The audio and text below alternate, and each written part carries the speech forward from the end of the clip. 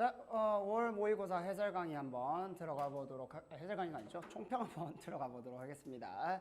또 5월 모의고사 치느라 모두 다 고생 많으셨고, 쌤도 이제 미적분까지 이제 해설 강의가 다 완료한 상태인데, 총평을 좀 한번 해보려고 하는데 쉽지가 않았어요. 일단 기본적으로. 왜냐면 일단 전체적으로 평가원 기조랑은 되게 비슷하거든. 확실하게 이제 교육청도 작년부터 이제 이루어진 평가원 기조랑 좀 많이 발을 맞춰간 것 같아. 약간의 변주, 조금씩 다른 부분들은 있지만 기본적으로 평가에서 내는 형태의 문제꼴은 늘 교육청에서도 지금 맞춰서 내고 있다. 그러니까 3월에 비해서 5월이 조금 더 그 평가원이랑 좀 비슷한 느낌이 많다라고 봐주시면 되고, 근데 제가 느끼기에는 6월 모의고사나 앞으로 9월 모의고사에 비해서 난도는 조금 높게 설정이 되지 않았나라는 생각이 들어요.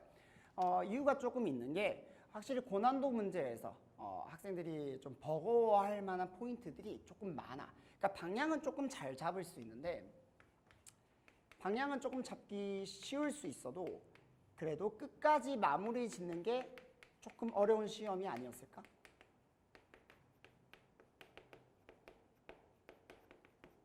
왜냐면 좀 중간중간에 좀 막히는 포인트들, 그런 부분들이 분명히 있었고, 계산도 복잡한 문제들도 꽤 많았고, 그렇죠?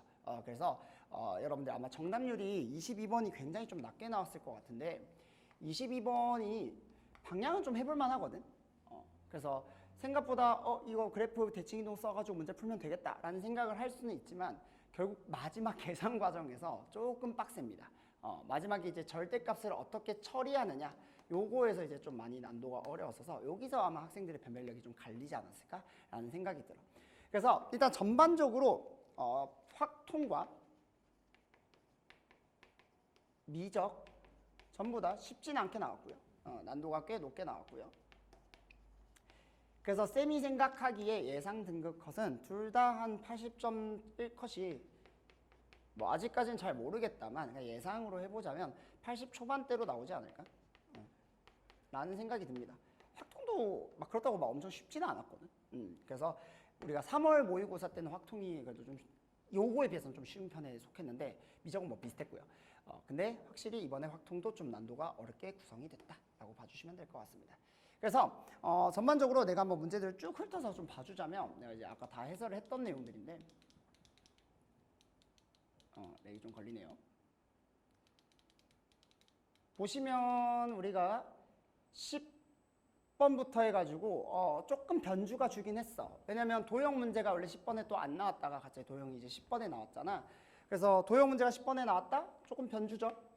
근데 문제가 쉬우니까 사실 그냥 넘어가도 된다. 큰 의미 없다. 여러분들 아무 문제 없이 잘 풀었을 것 같고, 11번 점화식이 나왔죠. 수원 문제가 연달아 나왔어. 그치? 원래 12번에 지금 등장한 이 문제 있죠.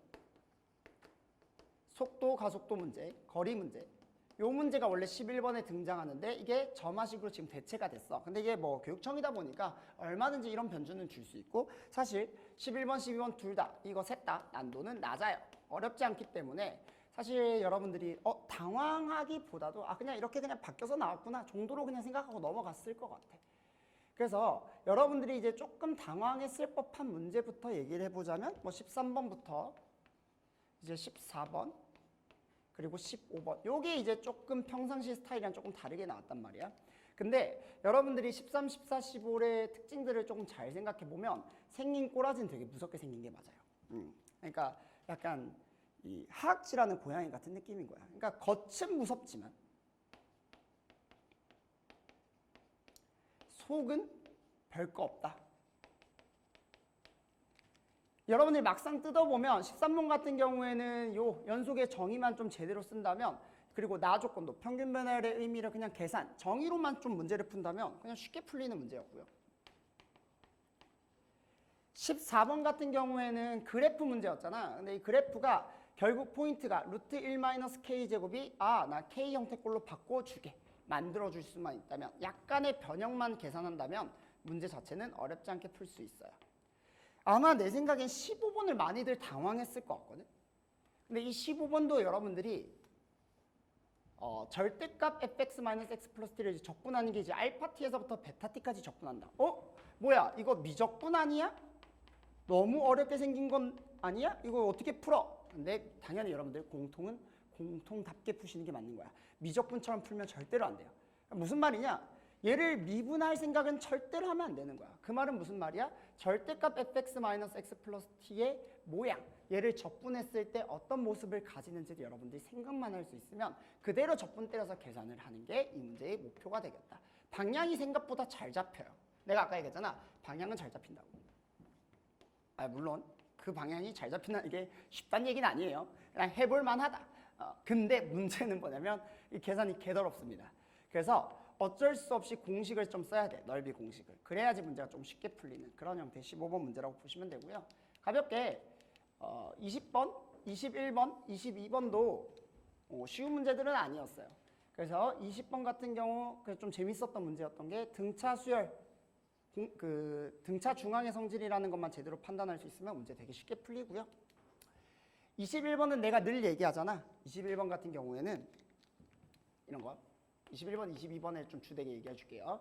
21번 같은 경우에는 접근, 수투를 바라봤을 때 예를 드는 방식.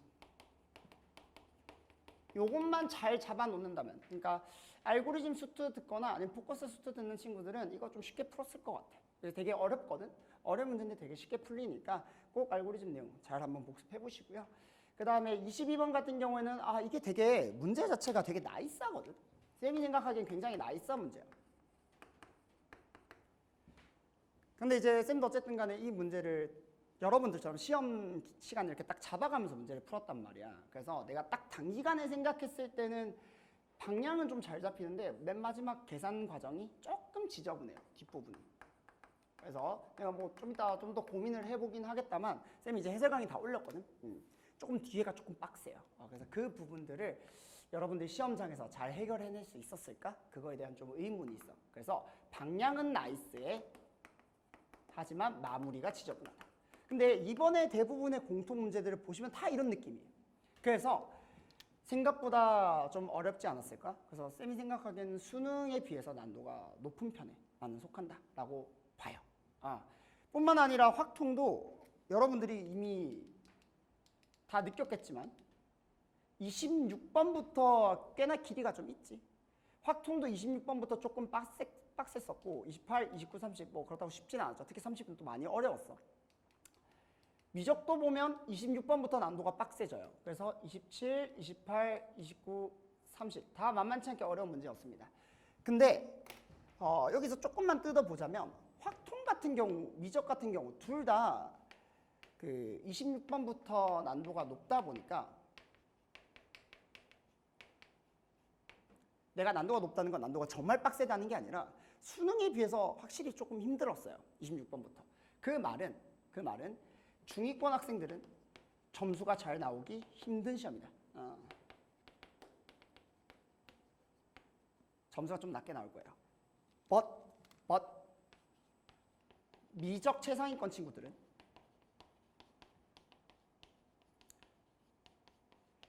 28, 29, 30의 난도 자체가 어려워 쉬운 건 아니지만 수능의 난도보다는 30번이 조금 할만했어요. 수능 난도보다는 조금 낮았습니다. 그러니까 엄청 높은 난도에 비해서는 조금 난도가 낮았다. 그 말은 점수로 비교를 해본다면 최상위권 학생들은 100점을 맞기는 그래도 조금은 해볼 만한 시험이지 않았을까? 하지만 중상위권 학생들은 개박살이 났을 것 같다라는 게 쌤이 보는 전반적인 총평이라고 봐주시면 돼요. 그러니까 나도 이제 두 수업씩 그냥 쭉 얘기를 하긴 했는데 쌤도 이제 방금 해설 강의를 다 끝내고 어쨌든 좀 빠르게 정리를 좀 해줘야 될 것 같아가지고 좀 두 수업씩 얘기를 했지만 아무튼간에 시험 자체는 쉽지 않았습니다. 어려웠고요. 방향은 해볼 만하지만 마무리하기가 너무 힘들어서 생각보다 답이 잘 도출이 안 된 친구들이 많았을 것 같다. 그래서 1등급 컷도 그렇게 높을 것 같지도 않고요. 그래서 평가원 기조랑은 또 굉장히 또 유사하게 나왔기 때문에 여러분들이 수능 공부하는 데 있어서는 도움이 될 만한 시험지다. 그러니까 교육청이라고 해가지고 교육청 문제는 평가원이랑 관련이 없어. 안 풀래. 이거는 아닌 것 같고 그래도 평가원의 기조대로 좀 잘 나온 시험지였던 것 같아요. 물론 중간중간에 조금 교육청스러운 문제들이 있긴 하지만 그래도 전반적으로는 나이스했어요. 쌤이 보기에도 정말 나이스한 문제들이 많이 들어갔기 때문에 여러분들한테 공부하는 데도 도움이 많이 됐을 것 같습니다. 아무튼 간에 오늘 시험 치느라 모두 다 고생 많으셨고요. 시험 치느라 사실 많이 힘들지. 진 빠지고 그래서 여러분들 오늘 좀 쉬시고 나중에 잘 이거 한번 정리해 보시면서 내가 틀렸던 문제들 있죠. 쌤 해설 강의 다 올려놨으니까 해설 강의 한번 보시면서 잘 정리해 보시길 바라겠습니다. 총평 영상은 여기서 마치도록 할 거고요. 쌤이랑은 또 다시 수업에서 만나도록 합시다. 여러분들 고생하셨어요. 안녕.